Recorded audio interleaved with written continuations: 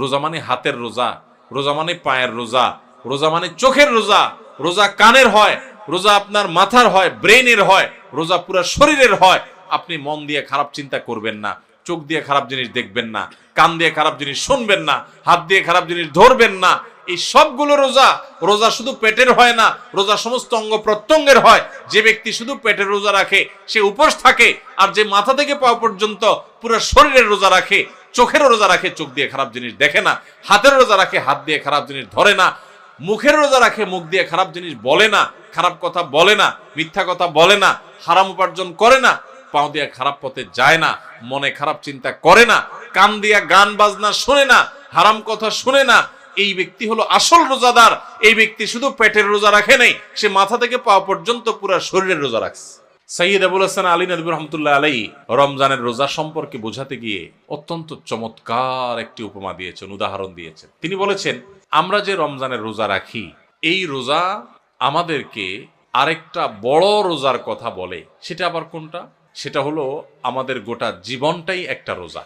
রমজানের রোজা এটা যেরকম একটা রোজা, আমাদের পুরা জীবনটাই একটা কি রোজা। কিভাবে? রমজানের রোজা শুরু হয়, প্রতিদিনের রোজাটা শুরু হয় কখন থেকে? সবে সাদেক হলে, ফজরের ওয়াক্ত শুরু হলে রোজা শুরু হয় না? আমাদের পুরা জীবনটাও একটা রোজা। আর সেই জীবনের রোজা শুরু হয় কখন? জীবনের রোজা শুরু হয় মানুষ যখন বালেগ হয়, প্রাপ্তবয়স্ক হয়।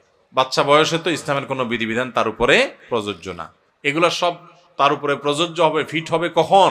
সে যখন বালেগ হবে, প্রাপ্তবয়স্ক হবে। তো রমজানের রোজা এটা হলো ছোট রোজা, আয়তনে ছোট, আকারে ছোট। 14 ঘন্টা, 15 ঘন্টা, 16 ঘন্টা, এক এক দেশে এক এক রকম। এই 14-15 ঘন্টা বা 16 ঘন্টার রোজা হলো রমজানের রোজা। আর আমাদের গোটা জীবনটা একটা রোজা, সেই রোজাটা আয়তনে অনেক বড়। রমজানের রোজা শুরু হয় সবে সাদিক থেকে, ফজরের ওয়াক্ত থেকে। আর জীবনের রোজা শুরু হয় প্রাপ্তবয়স্ক হলে, বালেগ হলে। রমজানের রোজা শেষ হয় কখন ভাই? সূর্য অস্ত গেলে। জীবনের রোজা শেষ হয় জীবনের সূর্য অস্ত গেলে।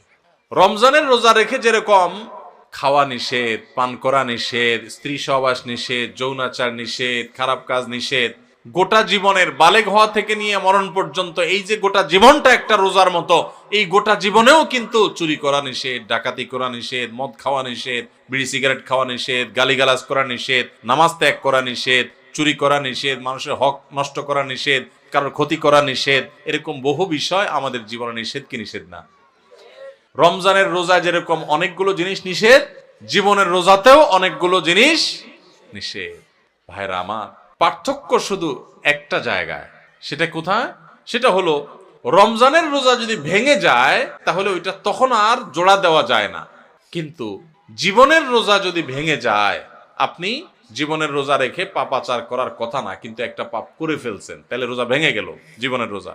তো সাথে সাথে আপনি চাইলে তওবা করে আল্লাহর কাছে যদি মাপ চান যে আল্লাহ আমার ভুল হয়ে গেছে, আর আমি করব না, তো তওবা যদি করতে পারেন, খাঁটি তওবা, তাহলে আপনার সেই ভুল আল্লাহ মাফ করে দিবেন, আবার নতুন করে রোজা কন্টিনিউ হবে। কথা কি বুঝাইতে পারছি?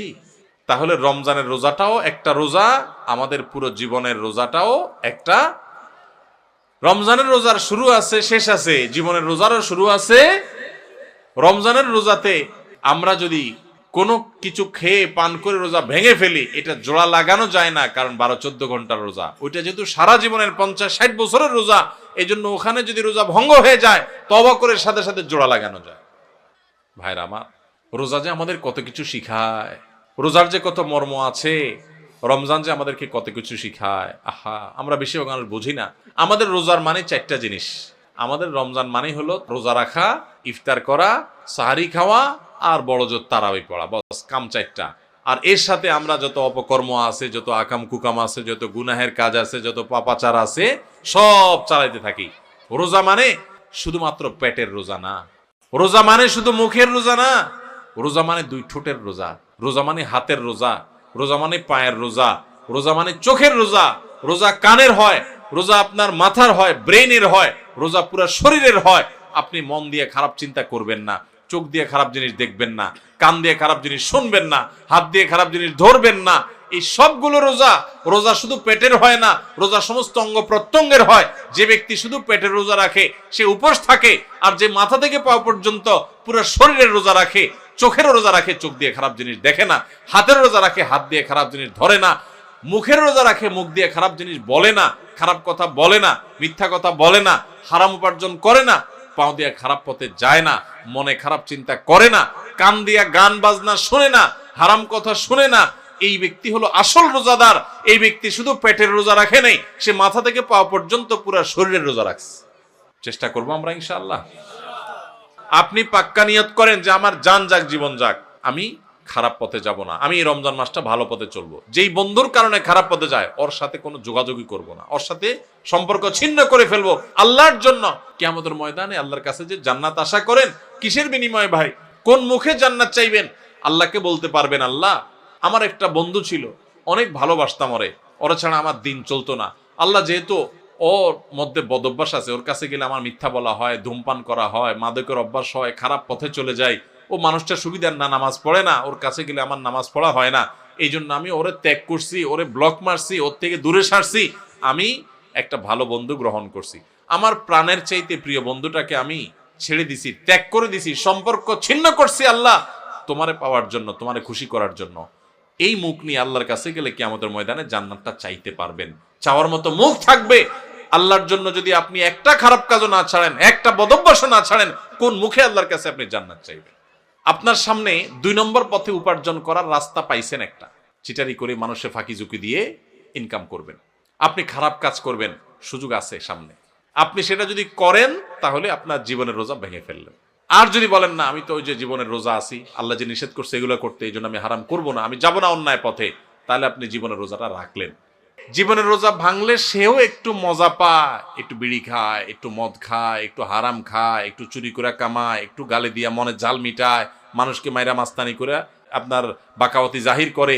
এরকম জীবনের রোজা ভেঙে ফেললে, আল্লাহর আদেশ নিষেধগুলো ভেঙে ফেললে, হারাম কাজ করলে, অন্যায় কাজ করলে সাময়িকভাবে একটু মজা পায়, তৃপ্তি পায়, ওই যে ছেলেটা যেরকম পাইছে সেরকম। কিন্তু এই তৃপ্তিটাকে যদি জান্নাতে যে নেয়ামত পাওয়া যাবে জীবনের রোজা যদি রাখতে পারে, হারাম কাজ যদি ছাড়তে পারে, অন্যায় যদি না করে, আল্লাহর ভয় যদি অন্যায় থেকে বেঁচে থাকতে পারে, সেই ব্যক্তি আর আপনার রমজানের রোজা যেরকম সূর্য ডুবার পর পর শান্তি পাওয়া শুরু হয়, খাওয়া শুরু হয়, জীবনের সূর্য ডুবার পরে যে জান্নাতের নেয়ামত শুরু হবে, ওইটার তুলনায় দুনিয়াতে যে দুনিয়ার জীবনের রোজা ভাঙলো, কিছু আপনার ভোগ উপভোগ করলো, কিছু সুখ শান্তি করলো, গাড়ি বাড়ি করলো, চুরি ডাকাতি করলো, দুর্নীতি করে সম্পদ করলো, সে কামাই করছে। কিন্তু ইমানদার ব্যক্তি পুরা জীবনভর রোজা রেখে আল্লাহর হারাম কাজ থেকে বেঁচে থেকে তার অনেক কষ্ট হয়, তার চলতে অসুবিধা হয়, তার মাস চলে না, কারণ সে হালাল পথে চলে, তার চেহারা শুকায় আসে, সে অন্যায় পথে যেতে পারে না। ওই রোজা রাখার মতো তার অনেক কষ্ট হয়। কষ্ট মষ্ট করে জীবনের সূর্য ডুবা পর্যন্ত যদি সেদিন রোজা রাখতে পারে, তাহলে জীবনের সূর্য ডুবা লাগে না। জীবনের সূর্য ডুবার আগেই আল্লাহর ফেরেশতারা কোরআন আয়াতে বলে দিয়েছে, এসে তাকে বলে দে, আল্লাহ তাখাফু ওয়ালা তাহজানু ওয়া আবশিরু বিল জান্নাতিল্লাতী কুনতুম তুআদুন। তোমার কোনো ভয় নেই, তোমার কোনো শঙ্কা নেই, তুমি গোটা জীবন রোজা রেখেছো, আল্লাহর সমস্ত আদেশগুলো মেনে চলেছো, তুমি হক হালালে চলেছো, অন্যায় পথে চলো নাই, খারাপ লোকের সাথে উঠো নাই, বসো নাই, তুমি সারা জীবন ভালো চলেছো। অতএব আর একটু সবর করো, তোমার জীবনের সূর্য ডুবে যাবে, আর সাথে সাথে জান্নাতের সাথে তোমার কানেকশন হয়ে যাবে। ভাইরা আমার, তাহলে রমজানের রোজা ভাঙলে যেরকম খানা যায়, পেট ভরা যায়, কিন্তু বাসি খানা, জীবনের রোজা যারা ভেঙে ফেলে, যারা অন্যায় অনাচার করে ফেলে, আরে রাখ তুই, কোরআন হাদিস আগে করে লই, আকাম কুকাম করে যারা, হারাম পথে যারা চলে, তারা একটু স্বাদ পায়।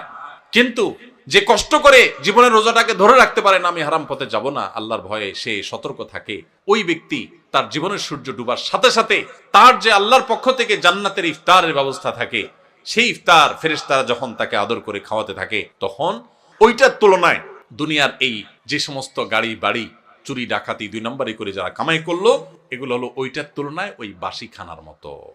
জীবনের রোজা যারা ভেঙে ফেলে, এদের মরার আগে থেকে ফেরেশতাদের দৌড়ানি খায়, তারা ইমানদারদের জান্নাতের নেয়ামত ভোগ করতে পারে না।